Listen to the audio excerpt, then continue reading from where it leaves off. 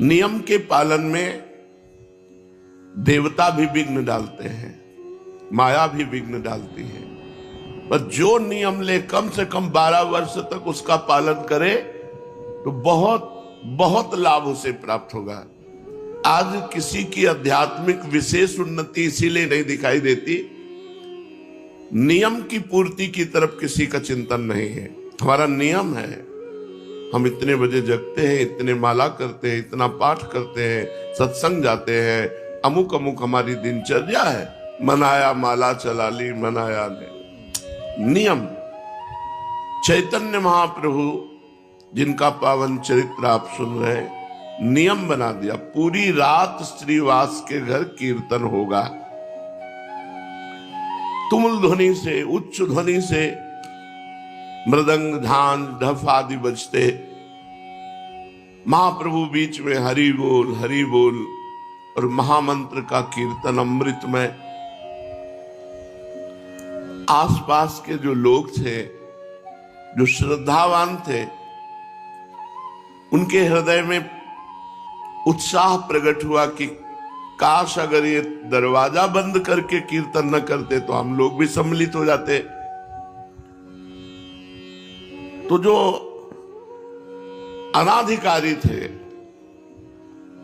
उनके भी हृदय में जलन हुई, किसी तरह कीर्तन बंद होना चाहिए।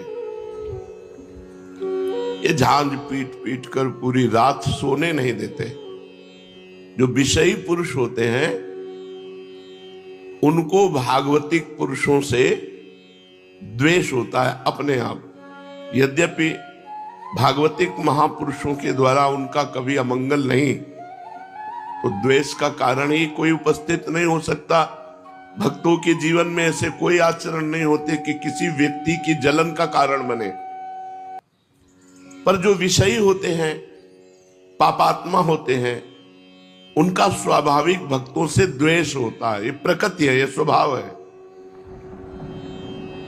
महाप्रभु को भी नहीं बख्शा। जो आसपास के लोग द्वेष करने वाले थे, अनाधिकारी थे, उनके हृदय में भारी जलन पैदा हुई। किसी तरह कीर्तन बंद होना चाहिए। ये नहीं सोचा कि हम कीर्तन नहीं करते तो हमारा परम सौभाग्य ये तो है कि हमारे कानों में नाम कीर्तन पड़ रहा है भगवान का। जो गति कीर्तन करने वालों की होती है, वही गति कीर्तन सुनने वालों की होती है। जो कथन का फल है वही श्रवण का फल है। जो भावुक लोग थे उनके हृदय में संकीर्तन को देखने की उत्सुकता उत्पन्न हुई। ये नियम बहुत दोनों को अखरने लगा। जो अनाधिकारी द्वेष भाव रखने वाले थे उनके हृदय में तो अखरने लगा कि पूरी रात ढोल पीटते हैं, जान पीटते हैं, नींद नहीं आती। जो अधिकारी भावुक जन थे उनको कि बस चयन किए हुए भक्त जनों को अंदर कर लिया और दरवाजा बंद कर लिया। ये क्या है? अरे खुला कीर्तन करो जिससे हम भी आनंदित हो। दोनों भाव वालों को झुंझलाहट पैदा हो गई। श्रद्धावान अपनी झुंझलाहट को रोककर धैर्य पूर्वक कि कभी तो ऐसा अवसर आएगा कि कीर्तन घर के बाहर होगा तो हम भी आनंद ले लेंगे, वो प्रतीक्षा करने लगे। नम्रता पूर्वक भगवान से प्रार्थना करने लगे कि कभी हमें भी कीर्तन में सम्मिलित होने का अवसर मिले। जो नियम पालन करते हैं उनमें एक विशेष सामर्थ्य प्रकट हो जाती है। उत्तरोत्तर अध्यात्म की उन्नति होती है और वो प्रभु के चरणारविंद तक पहुंच जाते हैं, नियम पालन करने वाला। किंतु जो नियम का पालन नहीं कर पाते हैं तो उनको काम क्रोध आदि परास्त कर देते हैं। बहुत पॉइंट की बात है। जो नियम निष्ठ नहीं होते उन्हें काम क्रोध आदि परास्त कर देते हैं। अपनी दिनचर्या की फिर मौज मस्ती, तो इन्हें काम क्रोध आदि इनको परास्त कर देंगे। ये सब मरे हुए हैं। जिनके मन में भागवती उत्साह नहीं, भजन का उत्साह नहीं, भगवत चर्चा सुनने की अंदर तृष्णा नहीं, वो मरा हुआ जीवन है। जिन हरि भगति हृदय नहीं आनी, जीवित सौ समान ते प्राणी। वो मुर्दे के समान है जिसके हृदय में भगवान की भक्ति नहीं। जो संकीर्तन को विघ्न रूप समझ रहे थे, यार रात भर ऐसा होता है जहां भागवतिक नियम होता है वहां द्वेष पैदा हो जाता है उन लोगों के हृदय में जो विषय होते हैं। द्वेष स्वाभाविक प्रकट हो जाता है, ये प्रकृति है। बहुत से शत्रु भाव रखने लगे महाप्रभु के प्रति। ये कीर्तन बंद होना चाहिए।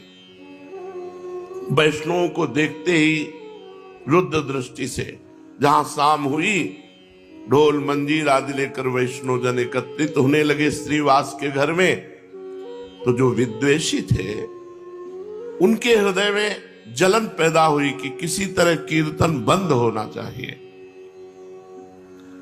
अब ऐसे लोग संकीर्तन का विरुद्ध प्रचार करने लगे और भगवान की इस प्रकृति में सबको सपोर्ट मिलता है, सबको।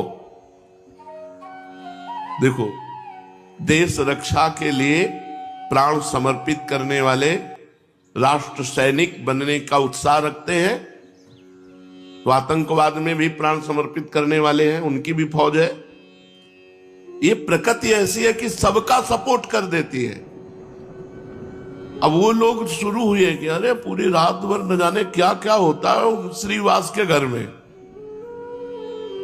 शाम से भक्तजन ही अंदर जाते थे और वहां प्रचार प्रसार होने लगा, क्या क्या होता है, विरुद्ध प्रचार। संकीर्तन को बंद कराने के लिए बुरे बुरे भाव प्रकाशित किए गए। सब कुछ होता है वहां, बुरे बुरे भाव प्रकाशित हुए। नियम, प्राण चाहे चला जाए, तभी कहा अद्यैव वा मरणमस्तु युगांतरे वा, आज मरूं या हजारों वर्ष बाद मरूं, इसकी कोई परवाह नहीं, नियम नहीं टूटने वाला। अब वो बुरे बुरे प्रचार प्रसार करने लगे। जो दुष्ट स्वभाव के लोग होते हैं उनको दुष्टता करने में मजा आता है। दूसरे की बुराई करने वाले को अगला जन्म चमगादड़ का मिलता है, उल्टा टंगा रहता है। पर उनको बुराई करने में ऐसा लगता है जैसे राष्ट्रपति पद मिल रहा हो, चार लोग सुनने वाले हो, उनको बुराई करने का अवसर मिले तो इतने खुश होते हैं मानो नृपति बन गए हो। वो दुष्ट स्वभाव के लोग, कीर्तन बंद होना चाहिए।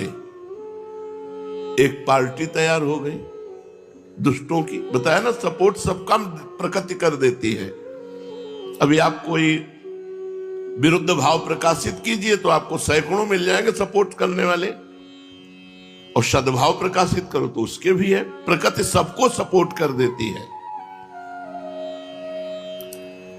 और ये पता नहीं कि भगवान के भक्तों का विरोध करने से उनकी भक्ति में और प्रकाश होता है और रंग आता है। दुष्टों को पता नहीं होता, दुष्टों को लगता है मैं विरोध करूंगा तो इनका अपयश होगा, इनकी हानि होगी। तो कई बार सत्संग में बताया है कि दुष्ट रूपी डंडा के ऊपर भक्त रूपी झंडा फहराता है। अगर मीरा जी के देवर ने प्रतिकूलता न प्रकट की होती तो मीरा जी की महान भक्ति का हम लोग अनुभव न कर पाते। अगर प्रहलाद जी के पिता हिरण्यकश्यप ने विरोध प्रकट न किया होता तो प्रहलाद जी की भक्ति का प्रकाश हम लोग नहीं समझ पाते। संकीर्तन के विरुद्ध प्रचार होने लगा। संकीर्तन बंद होना चाहिए, यहां बुरे बुरे काम होते हैं, ऐसा प्रचार होने लगा। कोई जड़मूल नहीं है, प्रचार शुरू। दुष्ट स्वभाव के नरकगामी अधोगति को प्राप्त होने वाले लोगों की पार्टी बन गई। ये अपने आचरण और भाव के द्वारा ही अपना सर्वनाश कर लेते हैं। भक्तों का विरोध करने का मतलब है पहाड़ में अपनी खोपड़ी फोड़ना। पहाड़ का कुछ नहीं बिगड़ता, तुम्हारा ही माथा चकनाचूर हो जाएगा। भक्त भगवान के भरोसे होता है। अरे जमाने जोर लगा ले, कितना जोर लगाएगा, भक्त और भगवान का झंडा कभी न झुकने पाएगा। क्या क्या नहीं किया हिरण्यकश्यप ने प्रहलाद जी पर कुछ उनकी भक्ति पे आंच आई क्या? विरोधियों के विरोध का और मंगल स्वरूप प्रकट हुआ। क्या मंगल स्वरूप?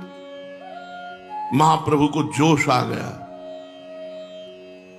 भक्तों को भयभीत देख करके महाप्रभु के हृदय में विश्वव्यापी संकीर्तन को फैलाने का, नहीं तो हो सकता था कि कई वर्षों चलता रहता दरवाजा बंद करके कीर्तन, लेकिन कीर्तन के विरोध ने कीर्तन को विश्वव्यापी बना दिया। दुष्ट पुरुषों के विरोध से महापुरुषों का बड़ा कार्य हो जाता है। ये दुष्ट जन जो है, विरोधी जन जो है, अभक्त जन जो है, उनके चरणों में प्रणाम है। ये भक्ति को, नियम निष्ठा को प्रकाशित करने वाले हैं। भक्तों को अगर किसी ने प्रकाशित किया तो भक्ति विरोधी आचरण वाले दुष्टों ने प्रकाशित किया। बलिहारी है उन दुष्टों की जिन्होंने ऐसे महान भक्तों को प्रकाशित कर दिया कि हम जान पाए कि इतनी क्षमता के महापुरुष है। भक्तजन और आनंदित होते हैं जब विरोध होता है। देखते हैं श्री जी क्या करते हैं, देखते हैं प्रभु क्या करते हैं। इनका कोई मंगल विधान है और जब परिणाम निकल के आता है तो परम मंगल विधान। देखो यहां कीर्तन का विरोध, भारी विरोध शुरू हो गया। संकीर्तन विरोधियों ने संकीर्तन की पहले निंदा की, फिर रोकने का उपाय सब मिलकर सोचा कि क्या उपाय हो सकता है कीर्तन बंद हो जाए। संकीर्तन के विरुद्ध निंदा करना और ये उपाय सोचना किस तरह से इन भक्तों को भय प्राप्त हो जाए और ये कीर्तन बंद कर दे। महाप्रभु को इसकी कोई परवाह नहीं। श्री कृष्ण संकीर्तन में सदा संलग्न रहने लगे। सैकड़ों लोग विरोधी हो गए कीर्तन के। रात्रि भर संकीर्तन होता, भक्तगण जोर से हरि बोल की ध्वनि करते। आसपास के लोग दुष्टों के संग में हो गए, क्योंकि नींद नहीं, नींद में दखल पड़ता। भांति भांति से कीर्तन के विरुद्ध भाव फैलाने लगे। कोई कहता ये लोग रात्रि भर ढोल पीटते हैं, चिल्लाते हैं, नींद नहीं आती, सोना हराम कर दिया। कोई कहता है योग तपस्या ज्ञान तो कुछ जानते नहीं है, इकट्ठे हो गए बोल चिल्लाते हैं। चिल्लाना ही ये भक्ति समझते हैं। कोई बीच में कहता जी पूरी हत्या की जड़ तो ये श्री बासुर है, ये भीख की रोटी खाता है और रात्रि भर अपने घर में कीर्तन कराता है, पूरा मोहल्ला परेशान है। 10-20 लोग ऐसे बैठ गए, कीर्तन का आनंद नहीं ले रहे, निंदा कर रहे बैठकर, कीर्तन का विरोध की भावना। अब ये प्रचार प्रसार आपस में निंदा स्तुति का होते होते काजी के पास पहुंचा। कुछ लोगों ने काजी से रिपोर्ट की कि श्रीवास के घर रात्रि भर बड़ा उपद्रव होता है, वहां जो नहीं होना चाहिए वो भी होता है, आप इस पर दखल डालिए। अब दुष्टों को तो बड़ा आनंद हुआ। अब ये प्रचार करने लगे कि राजा की तरफ से कीर्तन करने वालों के लिए फौज भेजी गई है और वो आएंगे, कीर्तन करने वालों को बांध कर ले जाएंगे, सजा देंगे, जेल में डाल देंगे और श्रीवास का घर तो तोड़ फोड़ करके गंगा जी में बहा देंगे। कीर्तन करने वालों की अब खैर नहीं, ऐसे पूरे नवद्वीप में खबर फैल गई। जब काजी को सूचना मिली। अब आई है नियम की परीक्षा की घड़ी। अब उनमें जो कुछ हल्के भाव वाले थे उन्होंने कहा भाई कृष्ण कृष्ण जपना तो हम जप लेंगे अब, लेकिन राजा के डंडे कौन खाएगा, जेल में कौन बंद होगा। तो श्रीवास जी के घर आना बंद कर दिया। उनमें जो कच्चे दिल वाले थे,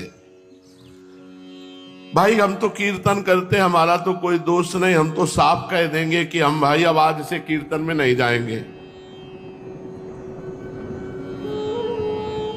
और सही बात है, किवाड़ बंद करके कीर्तन करने की जरूरत क्या है। कुछ कमजोर दिल वाले जो थे वो उधर ही सपोर्ट में हो गए भयवश।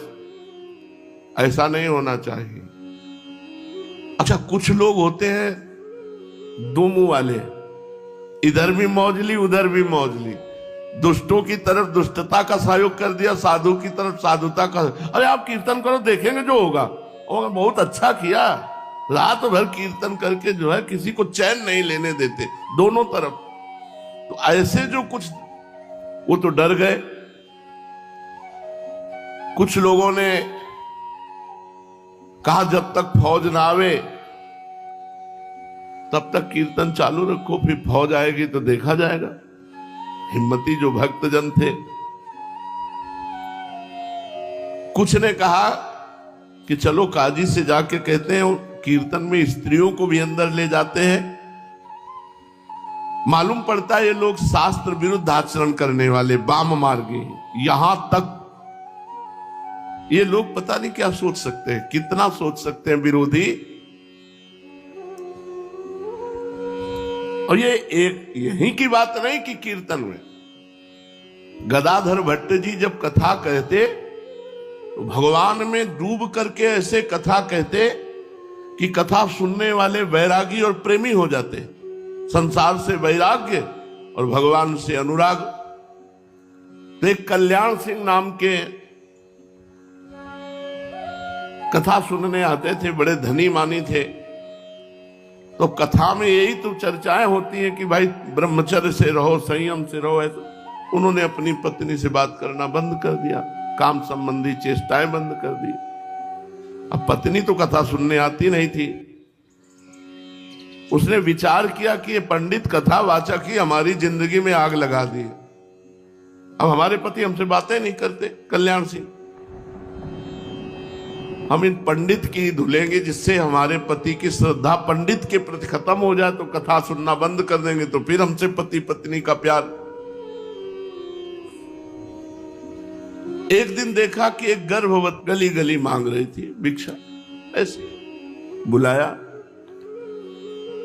और कहा कि ऐसे एक एक दाने मांगती घूम रही, तुझे को असरफियां देंगी, ले। और वहां कथा हो रही है। सभा में जाके कह दे कि पंडित जी जब गर्भ नहीं रहा था तो खूब आते हो, अब गर्भ रह गया है, अब इसका पालन पोषण कौन करेगा। बस इतना तुझे कहना है, जितना पैसा कहेगी उतना देंगे। और वो टुकड़े टुकड़े भीख मांगने वाली, उसके लिए क्या कहने, वो तो निर्लज्ज थी। उसने असरफियां ली और पहुंची कथा में।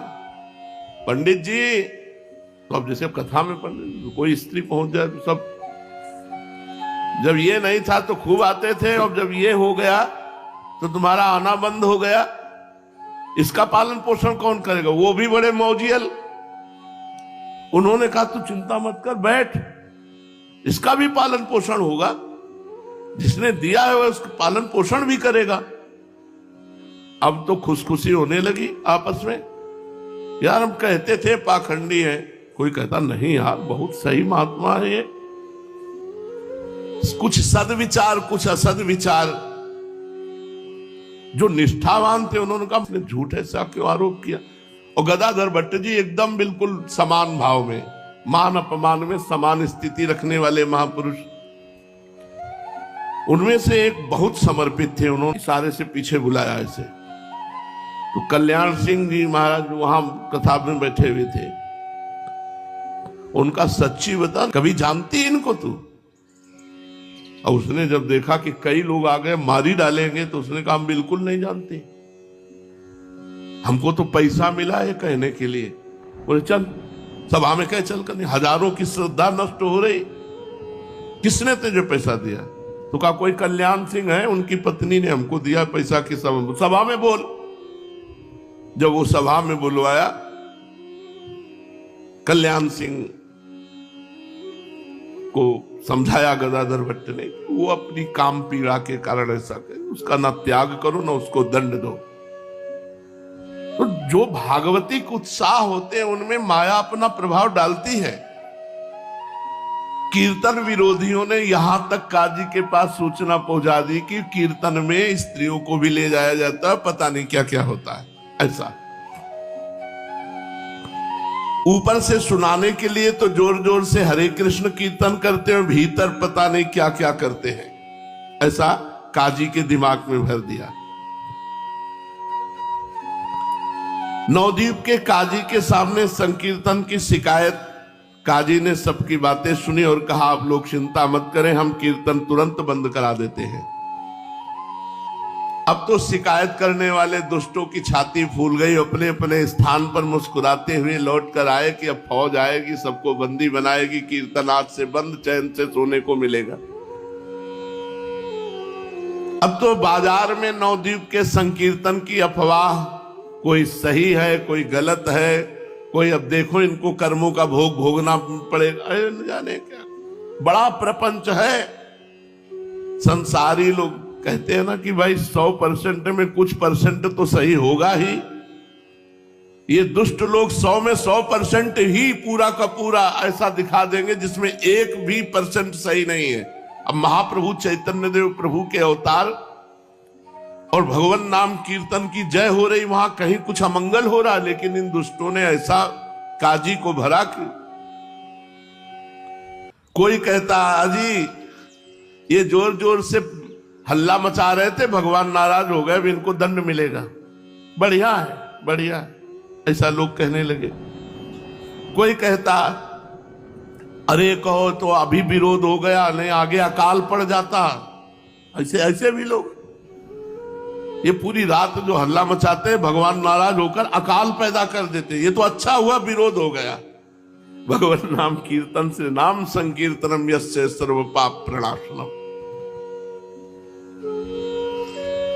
घट घट व्यापी अंतर्यामी, भगवान सब जानते हैं, तुम लोगों का मुख बंद कर देंगे। जो अच्छे हृदय वाले थे वो कहते भगवान सर्वांतर्यामी, वो सब जानते हैं, तुम लोग जो अफवाह उड़ा रहे हो, तुम लोगों का अच्छी तरह मुख बंद कर देंगे भगवान। उसी समय कोई हृदय की जलन मिटाने के लिए द्वेष बुद्धि से कहता भैया ये 2-4 दिन के अब ढोल नगाड़े हैं, ये सब बंद हो जाएंगे, अब काजी नाराज हो गया है। श्रीवास पंडित ने भी ये सब बातें सुनी। अब उनके मन में भय उत्पन्न हुआ, और गौड़ देश का राजा मुसलमानी था, बादशाह, हिंदू धर्म का विरोधी यवन, उनका हो सकता है वो हमारे धर्म को जानता नहीं है और उसका विरोध करके ये सब कर सकता है, राजा है। और हिंदू जनों ने ही जाकर के विरोध भाव शिकायत की, तो जरूर हो सकता है ऐसा। श्रीवास जी के मन में भय सताया।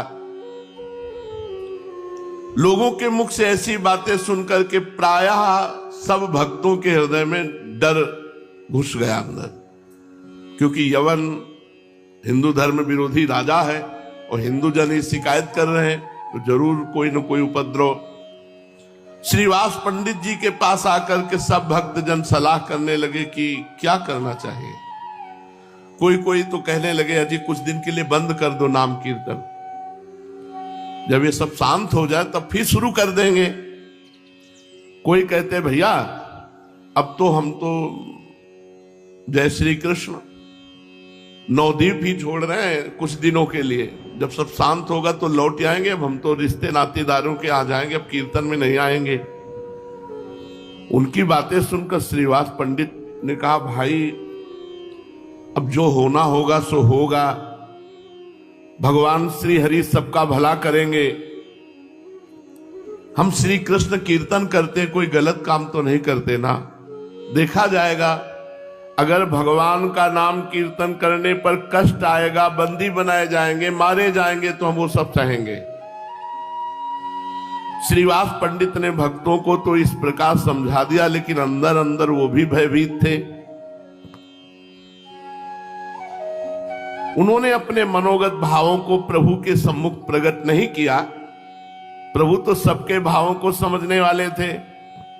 चैतन्य महाप्रभु ने सब भक्तों के भावों को देखा, सब डगमगा रहे हैं।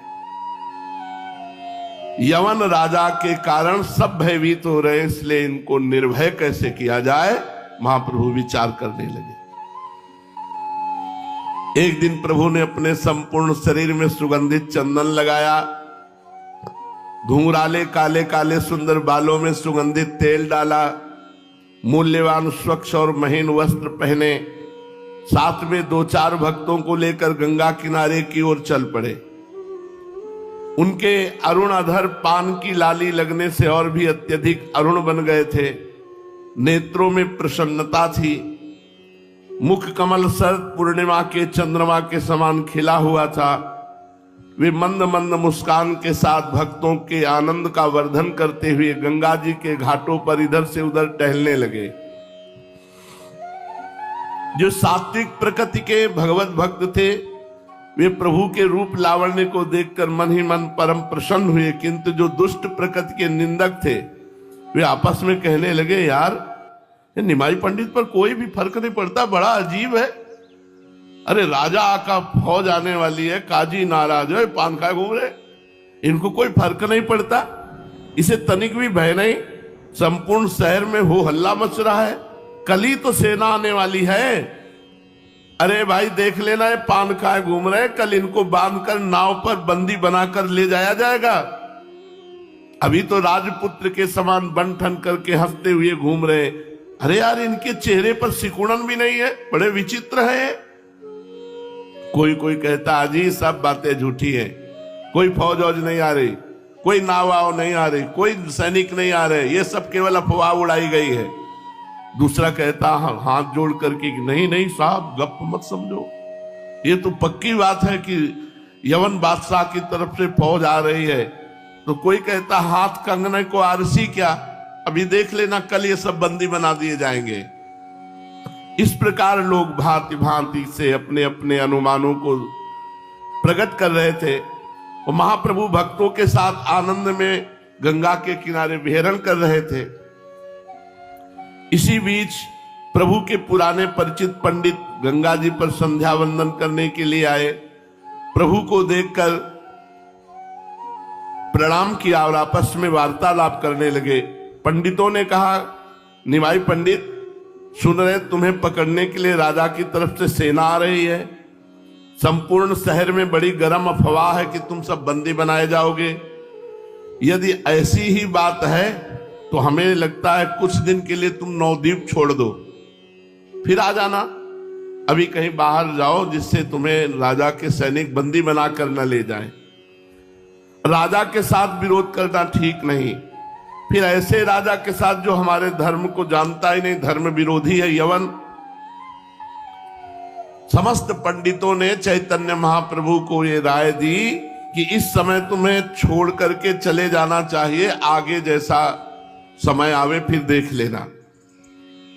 प्रभु ने उपेक्षा के साथ कहा, अजी जो होगा सो देखा जाएगा। हम नवद्वीप छोड़कर तो कहीं नहीं जा सकते, और यदि तुम्हारी सलाह सही है तो हम नवद्वीप छोड़कर कहीं जाएं, वो बादशाह कहीं से भी बंदी बनवा लेगा। हम तो गौड़ देश छोड़कर अब जाने वाले नहीं, यहीं रहेंगे। अगर भगवान हमें बंदी बनाना चाहते हैं, दुख देना चाहते हैं, तो हम उसे सहेंगे, कीर्तन बंद नहीं करेंगे, कीर्तन नहीं बंद होगा। और देखो, जब कोई धर्म से चलता है तो उसकी परीक्षा होती है, और दुख सहना ही धर्म की कसौटी है। हम सहेंगे, जो कुछ होगा देखेंगे। देखना है ये कि कौन कौन से भक्त इस समय इस प्रश्न में सही उत्तर देते हैं। परीक्षा की, धर्म की कसौटी पर कौन खरे उतरते